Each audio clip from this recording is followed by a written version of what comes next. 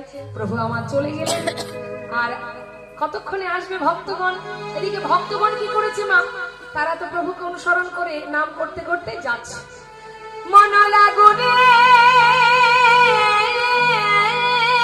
মন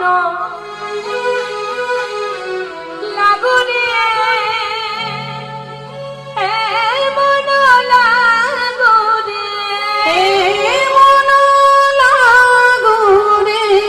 মন লাগুনে মন লাগুনে মন লাগুনে মন লাগুনে মন লাগুনে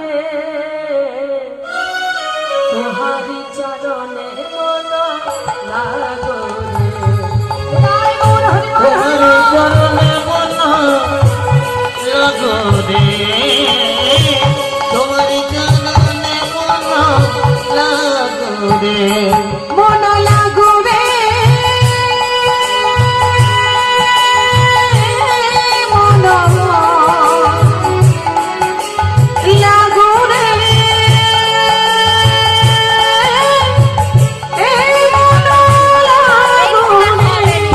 মন লাগুনে মন লাগুনে মন লাগুনে লাগুনে লাগুনে লাগুনে মন লাগুনে তোহারি চরণে মন লাগুনে তোহারি চরণে মন লাগুনে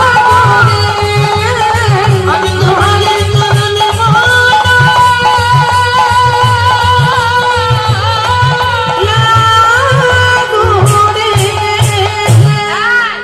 বন্ধ করো, আমাকে খুলে দামটা দাও তো আমি যাই। ভক্তরা বলছে আহা ভারী মুশকিল, কে খেলো তোমার ঘোল? হ্যাঁ বলছে দেখো অনেকক্ষণ বসে আছে, তোমাদের সঙ্গের সঙ্গী ঘোল খেয়ে বলে কিনা দাম নাই। তাও তো বাপু আমি যাই, ঘোলের দামটা দাও। আগে বলো কে খেয়েছে ঘোল? কেউ কে খেয়েছে না বললে শুধু শুধু কেউ দাম দেবে? বলো দেখি কে খেয়েছে। গোয়ালা বলছে বললাম তো আমি চিনি না। নাম জানো? না। আচ্ছা নামও জানো না, চেনেও না, সেটা একটু বলতে পারো। এখন ভক্তরা বলছে ঠিক আছে নাম জানো না চেনো না, দেখতে কেমন বলো, তবু তো চিনতে পারবো কে খেয়েছে ঘোলটা, না হলে কেন দাম দিতে যাব? তখন বর্ণনা দিচ্ছে সেই গোয়ালা, তার দেখতে কেমন জানো? তাহলে বলি শোনো, এমন মানুষ আমি আগে কখনো দেখিনি, কি অপরূপ রূপ তার, নবীনা যৌবন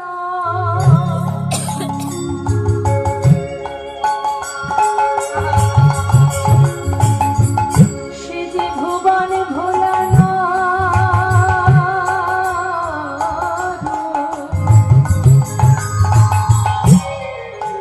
সেই রূপে কথা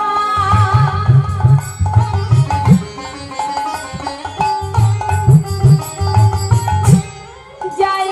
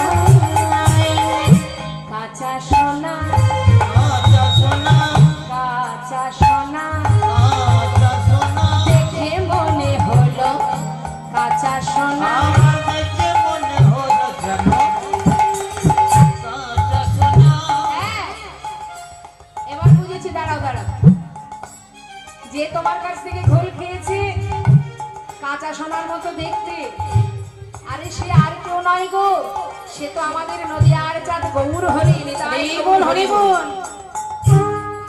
এখন গোয়ালা এই কথাটা শুনে বলছে ওই হলো হলো, আমাকে ঘোলের দামটা দাও আমি যাই। আহা, দেখো সে যেমন তোমাকে ঘোলের দাম দিতে পারেনি, আমরা তো তারই সঙ্গী, আমরা পরে কোথায় পাবো? যেই না বলেছে গোয়ালা বলছে ঠাকুর তবে মিথ্যে বললো আমার। হায় হায় হায়, ছি ছি ছি ছি, সে আমাকে মিথ্যে কথা বলে চলে গেল, বলে কিনা এরা দাম দেবে, এখন এরাও বলছে দিতে পারবে না। হায় হায় হায়, কোনোদিন ভালো হবে না, তার কখনো ভালো হবে না, একার মতো বকছে আর ভাণ্ড গোছাচ্ছে। আর এদিকে গোয়াল ভক্তরা কি করবে, তারা লজ্জায় পাশ কাটি কাটি যে যার মতো চলে যাচ্ছে। গোয়ালা চিন্তা করছে কি আর করবো, পথে বসে কাঁদলে তো আর ঘোলের দাম পাবো না, তারা তো চলে গেল, সব দিন কি আর একই রকম বিক্রি হবে, বেচা কেনা হবে? যাক, আজ আর দরকার নেই, কোথাও যাব না, ঘরেই ফিরে যাই। এই ভেবে যেই না বাঘটা কাঁধে নিতে যাবে মা, হঠাৎ দেখছে বেজায় ভারী, তাই কেন এত ভারী? সবচেয়ে বড় ভান্ডের ঘোলটা তো ঠাকুর খেয়েছে, আমার বাপ তো হালকা হবার কথা, কি হলো ভারী হলো কেন দেখি তো। যেই না ছোট ভান্ডগুলি নিচে নামিয়েছে, বড় ভান্ডের মধ্যে যেই না নজর দিয়েছে, দেখছে কানায় কানায় পড়ে পড়লো স্বর্ণ মুদ্রা, বাপ ফেলে রেখে গৌর হরি।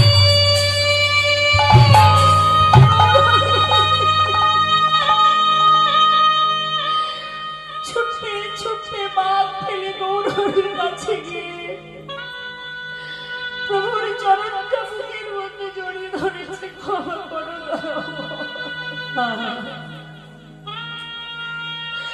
আমি তোমায় চিনতে পারিনি গৌর হরি, আমি আলাবো না প্রভু, ভোজন জানি না, সাধন জানি না, আমি তোমায় কাছে পেয়েও চিনতে পারিনি দয়াময়, না জেনে না বুঝে কত কটু কথা বলেছি, ক্ষমা করো, আমি অপরাধ করেছি, ক্ষমা করো প্রভু গয়া।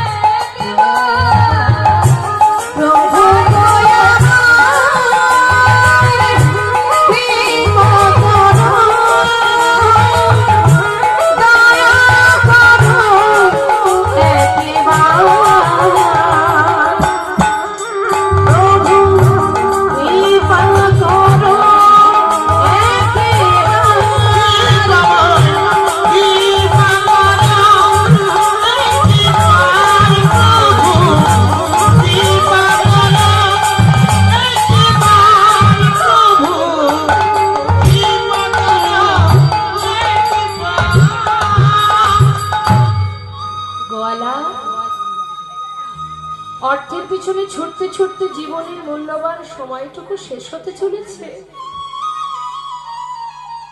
আর তো বেশি সময় নেই। যাও, আশীর্বাদ করলাম তোমায়। ঘরে গিয়ে যতটুকু সময় আছে তোমার কৃষ্ণ ভজন করো। গোয়ালাকে আশীর্বাদ করে বিদায় দিলে ভক্তগণকে নিয়ে প্রভু এসে পৌঁছালেন পূর্বস্থলীতে। নানা গ্রামে ঘুরি করা আইলা পূর্বস্থলে, নানা গ্রামে ঘুরি গোরা আইলা পূর্বস্থলে।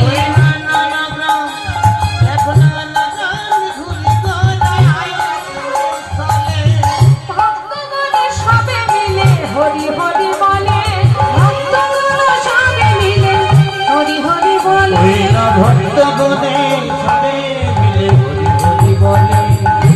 ভক্ত কোথায় এলাম এটা? শোনো, পূর্বস্থলীতে এসেছি যখন এক কাজ করো, বেশ কদিন হলো যাত্রা করেছি, এখনো কোথাও সেবার ব্যবস্থা হয়নি। প্রচন্ড খিদে পেয়েছে, দেরি না করে সেবার আয়োজন করো।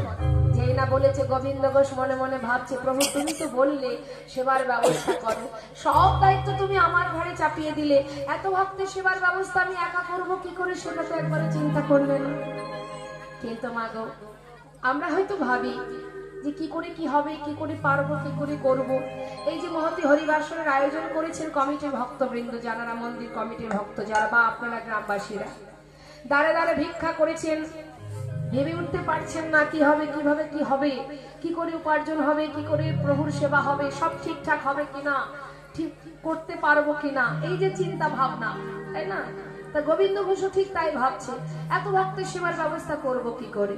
কিন্তু মা, আমরা যতই চিন্তা করি না কেন, যতই আমরা ভাবি না কেন বাবা, জানবেন ভাবার মালিক উপরে একজন আছে, তিনি যেটা ভাববেন সেটাই আমাদের হবে। আমরা হাজার চিন্তা করি, এটা করব ওটা করব সেটা করব, না হবে না। ভাবছো বসে চলবে কি, সে তুমি ভাববার কি, যার ভাবনা সেই ভাবে, তুমি ভাবো তাকে। জীব তো কোটি বাঞ্ছা করে বসে থাকে, কিন্তু তার যা ইচ্ছা সেই ফলই ধরতে হয় আমাদের। তাই আজ গোবিন্দ ঘোষ চিন্তা করছে গালে হাত দিয়ে, এত এত ভক্তের সেবার আয়োজন আমরা কি করে করব, কিভাবে হবে। এদিকে প্রভু যখনই পূর্বস্থলীতে এসেছে সেই খবর চলে গেছে নদিয়াতে। আর যেই না খবর পেয়েছে নদিয়াবাসী যে নদিয়ার গৌর সে পূর্বস্থলীতে এসেছে, খবর পাওয়া মাত্রই নবদ্বীপবাসী সবাই যাচ্ছে গৌর দর্শনে।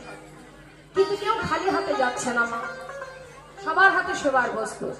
জেনে রাখবেন একটা কথা বলি, সেটা হচ্ছে কখনো যদি ভগবান দর্শনে যান, কোন হরিবাসরে যান, বা গুরুকুলে যান, কোন ধামে যান, কখনো খালি হাতে যাবেন না। আপনার সামর্থ্য অনুযায়ী ভগবানের জন্য কিছু না কিছু নিয়ে যাবেন।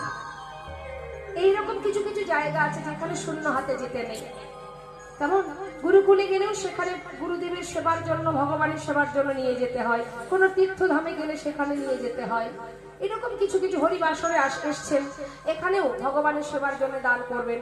তারপরে যারা দেখবেন বাচ্চাদের অন্নপ্রাশন হয়, যখন নিমন্ত্রণ যাদের হয়, তারা সবাই খালি হাতে যায় কি না, তাহলে সেখানেও আমাদের শূন্য হাতে যায় না কেন, শূন্য হাতে যেতে নেই, কিছু না কিছু তার জন্য নিয়ে যেতে হয়।